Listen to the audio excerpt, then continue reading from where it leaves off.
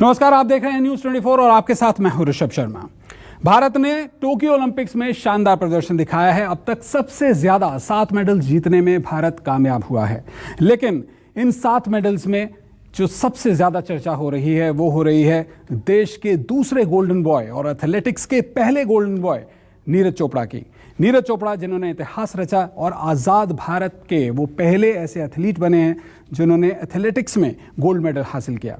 उन्होंने javelin throw में अपनी शानदार परफॉर्मेंस के साथ में देश के नाम ये कीर्तिमान किया। आज देश का हर शख्स उन्हें पहचान चुका है। वो हर घर की चर्चा बन चुके हैं, नए पोस्टर बॉय बन चुके हैं, नए यूथ आइकॉन बन चुके हैं।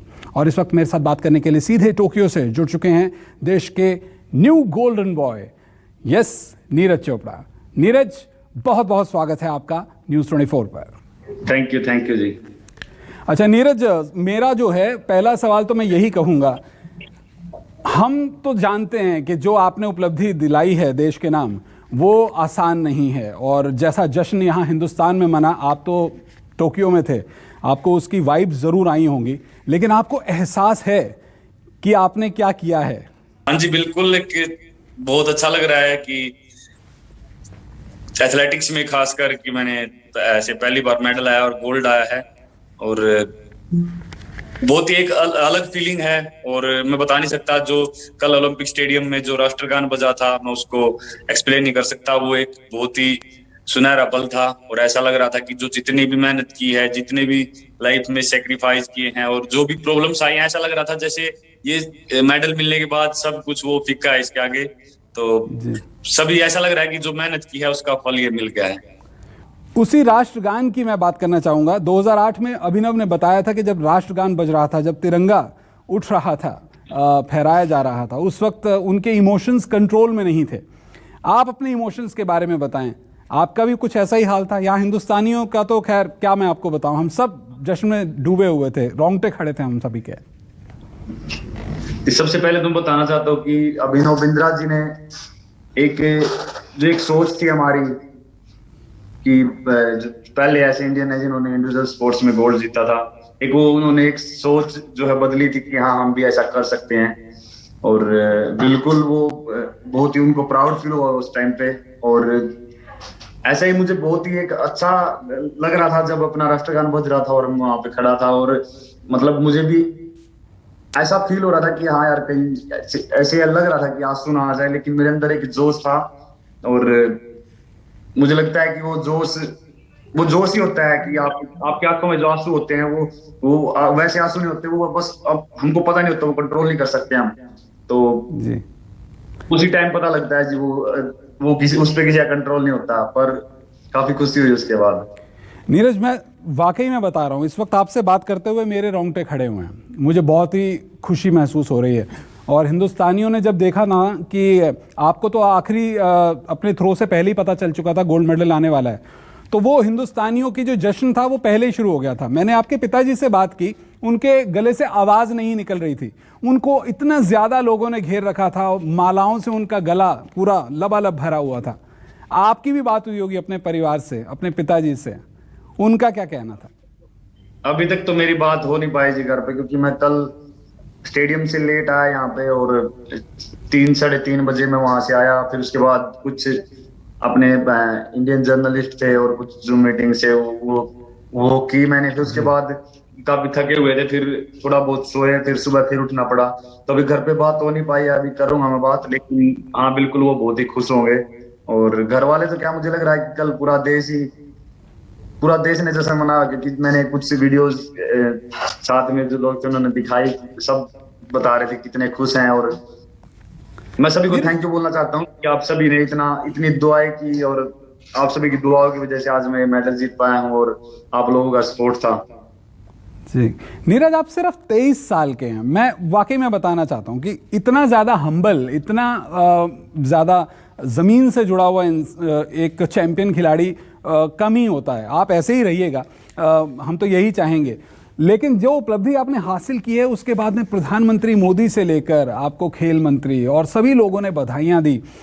वो कुछ फीलिंग्स के बारे में बताएं। यहाँ पर ट्विटर पे बम्बार्टमेंट हो गई, आप नंबर 1 ट्रेंड हो रहे थे कल। देखो बहुत अच्छा लगता है जो एक मतलब हम जो स्पोर्ट्स में हमारे पीएम जी इतना इंटरेस्ट ले रहे हैं, और मुझे लगता है कि वही है कि आने वाला टाइम है जो अपने स्पोर्ट्स के लिए अच्छा होगा। और मैंने भी मोदी सर से ही बात की थी, क्योंकि वो भी कल बोल रहे थे कि आपने बहुत अच्छा एक देश के लिए एक बहुत अच्छा एक पल लेके आए हो, और इससे आने वाली जो युवा पीढ़ी है वो और ज्यादा प्रेरित होगी और स्पोर्ट्स में और अच्छा करी जाएगी। और मैंने भी बोला था कि आप प्लीज सर आप स्पोर्ट्स को और ज्यादा सपोर्ट करिए, और ज्यादा से ज्यादा मतलब मैं ये चाहता हूँ कि ज्यादा से ज्यादा बच्चों को जो खेल करने का मौका मिले, स्टेडियम्स मिले, कोचेज मिले, ताकि वो कहीं जो प्रतिभा होती है वो निखर नहीं पाती ये फैसिलिटीज की वजह से। तो वो अगर मिलेंगी तो मैं बोल सकता हूँ कि आने वाले ओलंपिक्स में या गेम्स में हम और अच्छा कर सकते हैं। अच्छा नीरज, आपको एक स्टाइल आइकॉन के तौर पर भी पहले से देखा जाता था, क्योंकि हम जानते हैं थोड़े आप युवा भी हैं, आपके बालों के स्टाइल की चर्चा होती थी, अखबारों के अंदर फोटोग्राफ छपती थी, मैगजीन्स में फ़ोटो छपती थी, टेलीविज़न पे भी हमने ओलंपिक में जाने से पहले आपका जिक्र किया। और मेरी माताजी ने, जब मैंने उनको बताया कि आज मैं नीरज के साथ बात करने वाला हूँ, उन्होंने बोला कि जब बात करोगे तो नीरज को कहना कि अब जो है नज़र का टीका भी लगाना शुरू कर दें। हाँ, अपने घर पे ऐसे बोलते हैं, मेरी माँ भी ऐसे पहले जब छोटे होते थे कुछ भी अगर प्रॉब्लम होती थी तो बोलते थे नजर लग गई, ऐसा मतलब वो उनका मानना होता है। और वो कोई ऐसे नहीं है, वो अपने अपने बच्चों को ऐसे बहुत दिल से मानते हैं, और वो इस चीज को बहुत ही डीपली लेते हैं शायद कि हाँ नजर लग जाती है और काला टिक्का लगाना चाहिए। तो बस वही है जी, उनको मैं प्रणाम करता हूँ कि उन्होंने ऐसा बोला। बाकी अभी तो ऐसा कुछ नहीं है यहाँ पे, ऐसा नजर की कोई बात नहीं है, क्योंकि बाकी नहीं, वो सिर्फ मेरी माताजी की बात नहीं है, वो देश की हर माताजी, जो हर माएँ हैं, उन सभी का ये नजरिया है कि आप हम सबके जो है एक गोल्डन बॉय हैं, और जो उपलब्धि आपने हासिल की है वो वाकई में बहुत बड़ी बात है। आपको चोट से गुजरना पड़ा, एक वक्त था आपके कंधे में चोट थी, लग रहा था कि शायद 2020 में अगर ओलंपिक खेल होते तो आप अपना सर्वाधिक बेस्ट नहीं दे सकते थे, लेकिन आपको जो एक्स्ट्रा टाइम मिला कोविड में, आपने उसमें अपने आप को प्रिपेयर किया, और फिर 2021 में जो है ये एक और उपलब्धि हासिल की। कहीं जहन में, दिमाग में इस चीज़ को लेकर फिक्र थी, कोविड की वजह से ट्रेनिंग पर असर आया, चोट भी लग चुकी थी? जी बिल्कुल, क्योंकि 2019 का पूरा साल तो चोट की वजह से ऐसे चला ही गया, कुछ मैं खेल नहीं पाया था। और मुझे अपनी एल्बो की सर्जरी करवानी पड़ी थी, और मैं भगवान का और डॉक्टर का शुक्रिया करता हूँ, और सभी जिसने मुझे सपोर्ट किया कि वो सर्जरी सक्सेसफुल रही। उसके बाद जो रिहैब था वो भी अच्छे से हुआ। लेकिन मेरा 2019 का जो पूरा साल था वो बिना कुछ खेले ऐसे निकल गया। तो फिर पर मैंने बीच में अच्छी शुरुआत की थी, मैंने क्वालिफाई किया ओलंपिक्स के लिए, और अच्छा प्रिपेयर हो गया था मैं, और पूरा रेडी थे हम ओलंपिक्स के लिए। लेकिन वो पेंडेमिक की वजह से ओलंपिक को पोस्टपोन कर दिया। तो थोड़ा मन में आया था कि यार, ऐसे लगा था कि यार इतना मुश्किल से दोबारा फिट हुए हैं और कहीं कैंसिल ना हो जाए ओलंपिक। तो वो काफी मुश्किल टाइम था उस टाइम। एक तो ट्रेनिंग नहीं हो रही थी, ऊपर से जो ओलंपिक्स है उनका कुछ श्योर नहीं हो रहा था कि पता नहीं होंगे या नहीं। लेकिन फिर भी ऐसे पोस्टपोन हुआ तो फिर हमने यही एक पॉजिटिव वे में लिया कि चलो हमको एक साल और मिल गया है, तो हम, और जो हमको लगता था कि जो हमारी कमियां हैं टेक्निक में या जो ट्रेनिंग में, जो हमको लगता है कि हम और इम्प्रूव कर सकते हैं, तो उन चीजों पे और ज्यादा काम किया। और आज यहाँ आपके सामने आज गोल्ड जीता है, तो इसकी एक मुझे लगता है कि जो पिछला टाइम था उसका अच्छे से यूज हुआ है और अच्छी ट्रेनिंग हुई है, तो आज उसी कारण यहाँ पे हम गोल्ड जीत पाए हैं। आपकी मुस्कान नीरज बहुत अच्छी है, और मैं जानता हूं कि अब आप जो है गोल्डन बॉय से गोल्डन क्रश भी बनने वाले हैं। मुझे तो लगता है आप देश के अब मोस्ट एलिजिबल बैचलर हैं। घर पर बहुत रिश्ते आएंगे आपकी शादी के लिए। कोई बात नहीं, जब तो पहले तो स्पोर्ट्स पे फोकस है, उसके बाद देखते हैं सब। अच्छा, मतलब चलिए खैर वो बात तो है, ये तो थोड़ा लाइटर नोट पे थी।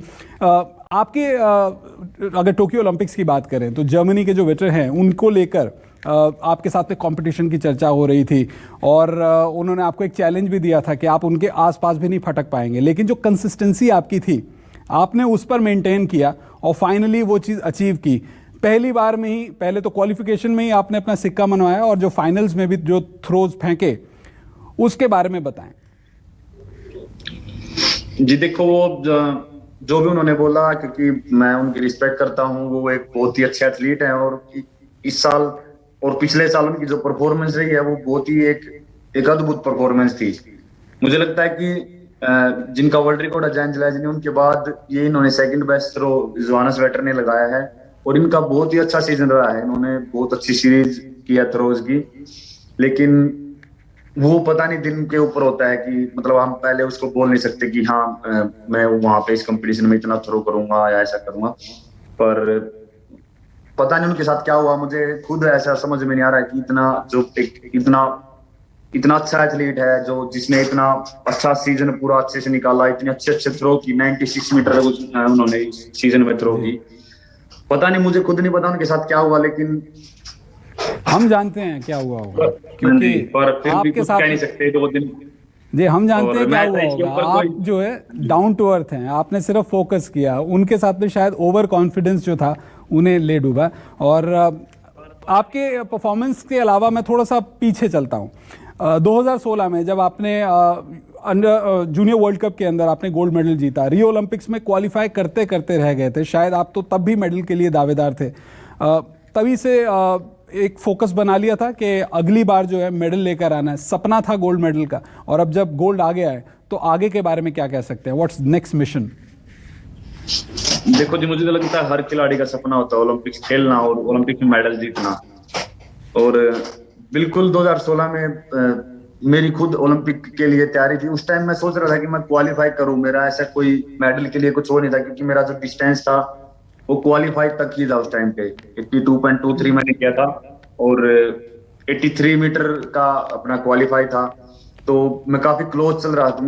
मेरा सपना था कि मैं क्वालिफाई करूं और ओलंपिक खेलूं, लेकिन वो हो नहीं पाया। लेकिन 10 दिन बाद ही जब ओलंपिक क्वालिफिकेशन बंद हुए, उसके 10-12 दिन बाद मेरा वर्ल्ड जूनियर चैंपियनशिप था, वहां पे मैंने जूनियर वर्ल्ड रिकॉर्ड किया 86.48 मीटर का थ्रो लगा के। और वो थ्रो अगर हम ओलंपिक के हिसाब से देखो तो उससे 1 मीटर कम भी अगर 85 मीटर के करीब भी लगता तो ओलंपिक में मेडल था रियो में। तो वही है, फेडरेशन ने काफी ट्राई भी की थी कि मुझे एंट्री मिल जाए वाइल्ड कैटेगरी, लेकिन वो हो नहीं पाया था।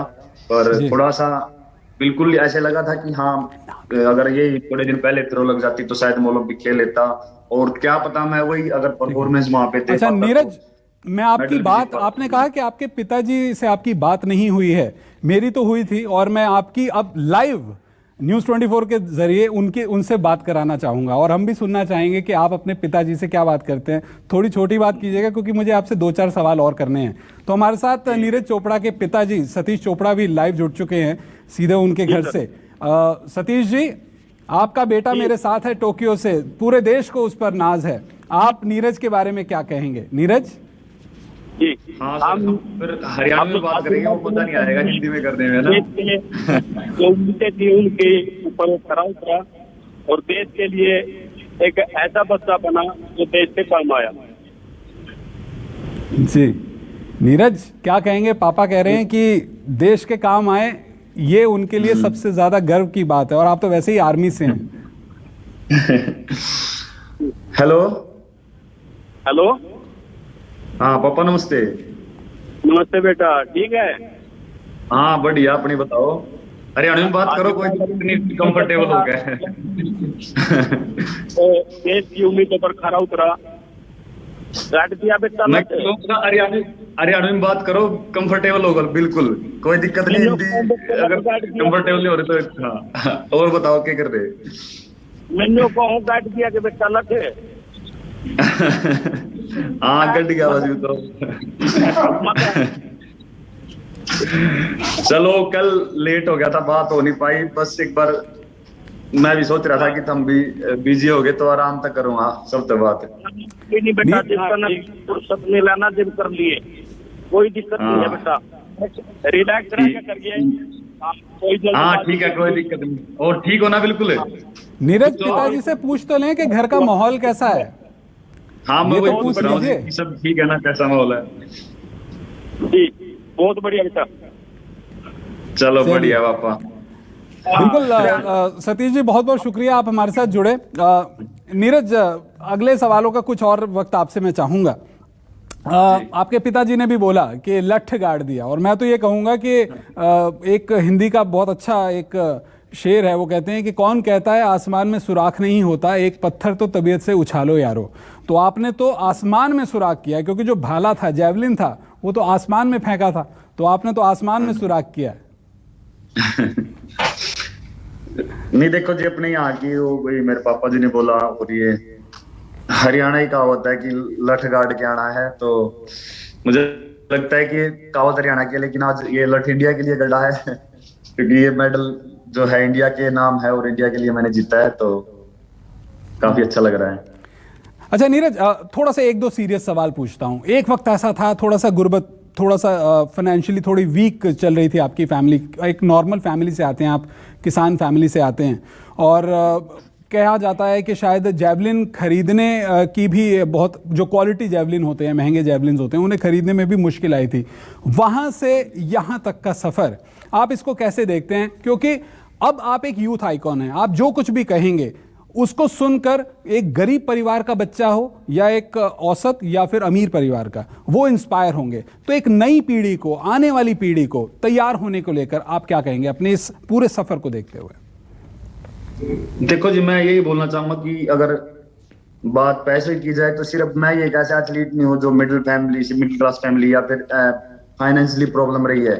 मुझे लगता है कि अपने देश में ज्यादातर एथलीट ऐसे हैं जिनको फाइनेंशियल प्रॉब्लम रहती है और बहुत ही मध्यम परिवार से निकल के वो आते हैं, क्योंकि उनके अंदर एक भूख होती है कि हमको कुछ करना है, अपने परिवार के लिए कुछ करना है, अपने देश के लिए कुछ करना है, और वो अपने आप को रोक नहीं सकते क्योंकि उनके पास रोकने के लिए ऑप्शन नहीं होता।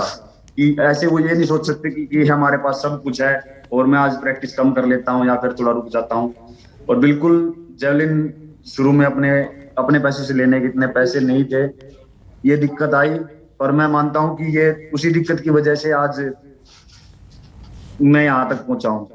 अगर वो दिक्कत नहीं आती तो क्या पता मेरे अंदर इतना, मैं फैमिली का इतना वो देखता नहीं कि ये कितने दुख से और कितना मेहनत करके पैसा लेके आ रहे हैं, और ये सब मैंने देखा और मेरे अंदर भूख आई कि नहीं, ये जो भी ये मेहनत कर रहे हैं, मुझे इनसे ज्यादा मेहनत करनी है और मुझे अच्छा करना है कुछ।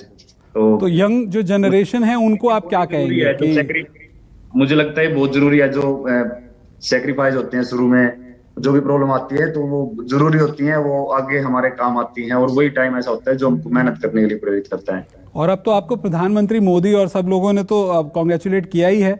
आपको ये भी जानकारी मिल ही चुकी होगी कि तमाम जो अलग अलग इंस्टीट्यूशंस हैं, सरकारें हैं, साथ ही साथ हरियाणा सरकार ने भी आपके लिए एक बहुत बड़ी इनाम राशि, करीब 6 करोड़ तो हरियाणा सरकार ही दे रही है। बीसीसीआई ने आपके लिए इनाम का अनाउंस किया है, और साथ ही साथ आर्मी भी आपको फेलिसिटेट करने के बारे में तैयारी कर रही है। इंडिया आकर सबसे पहले क्या करना है? सब देखो, मैं सही बताऊं तो काफी टाइम से मतलब यही होता है खिलाड़ी का कि घर से दूर रहता है, और मैं वही सोच रहा था कि आराम से ओलंपिक खेल के बढ़िया जाए तो थोड़ा घर पे थोड़ा टाइम बिताएंगे आराम से घर वालों के साथ। लेकिन अब ये थोड़ा शायद मुश्किल है, थोड़ा टाइम लगेगा, क्योंकि ये सभी जिसने हेल्प की है उनसे मिलना भी जरूरी है, क्योंकि वो उनका बहुत साथ रहा है। चाहे उसमें हमारी फेडरेशन है, साई है, टॉप्स है, आईओए, आर्मी और जेएसडब्ल्यू स्पोर्ट, जो भी हमको सपोर्ट करते हैं खिलाड़ियों को जी, मैं उन सभी का धन्यवाद करता हूं, क्योंकि उनकी सपोर्ट की वजह से ये एक पूरा एक टीम वर्क है जिससे एक खिलाड़ी बनता है। बस मैं 2-3 सवाल और पूछूंगा नीरज। मेरी कुछ महीनों पहले मिल्खा सिंह जी से मुलाकात हुई थी, और उन्होंने कहा था कि जब मैंने उनसे टोक्यो ओलंपिक्स के बारे में पूछा था, उन्होंने कहा था कि ये एक लड़का है, उन्होंने आप ही का नाम लिया था, नीरज एक लड़का है जिससे मुझे पूरी उम्मीद है कि वो जरूर मेडल लेकर आएगा। क्या लेकर आएगा, कौन सा मेडल लाएगा, ये मुझे नहीं पता। अब वो नहीं है, अब वो इस दुनिया में नहीं है, तो अगर वो होते तो डेफिनेटली उन्हें बहुत ज़्यादा खुशी होती। और हमें मालूम पड़ा है कि शायद आपने अपने मेडल को एथलेटिक्स के तमाम खिलाड़ियों को और मिल्खा सिंह जी को डेडिकेट किया है।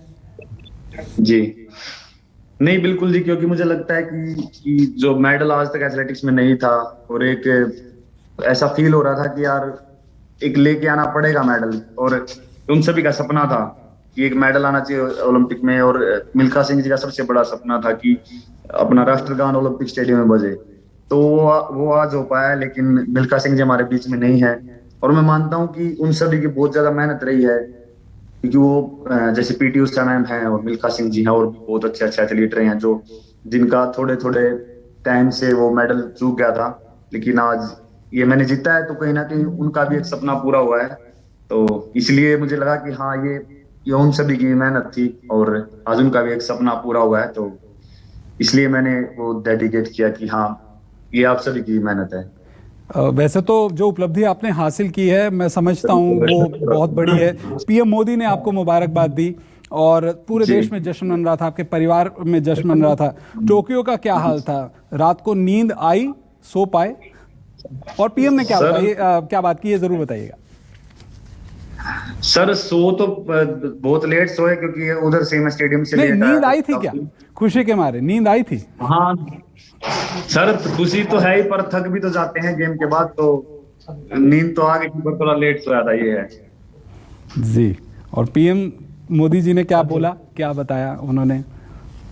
कुछ नहीं सर, बस यही बोल रहे थे कि बहुत अच्छा किया है और जो आने वाली युवा पीढ़ी है तो उनके लिए प्रेरणा है ये, और बस यही काफी, ये उन्होंने मोटिवेट किया।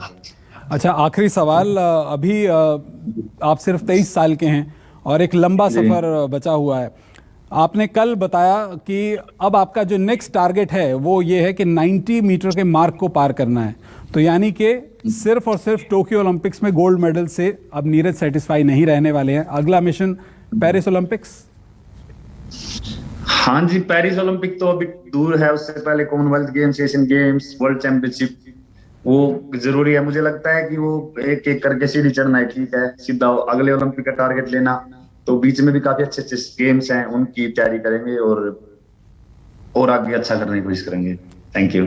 हमसे बात करने के लिए बहुत बहुत बहुत शुक्रिया नीरज। वाकई में मुझे बहुत खुशी है आपके साथ में बात करके। आप जितने डाउन टू अर्थ है, हमेशा ऐसे ही बने रहिए। आपको पूरे देश का आशीर्वाद मिलता रहेगा और पूरे देश का हर खेल प्रेमी आपके लिए दुआएं कर रहा है। और जब आप इंडिया आएंगे तब आप देखेंगे कि आपको जो प्यार मिलने वाला है, जो प्यार ऑलरेडी मिल रहा है, उसमें अभी और लगातार इजाफा होगा। बहुत बहुत शुक्रिया हमारे साथ जुड़ने के लिए।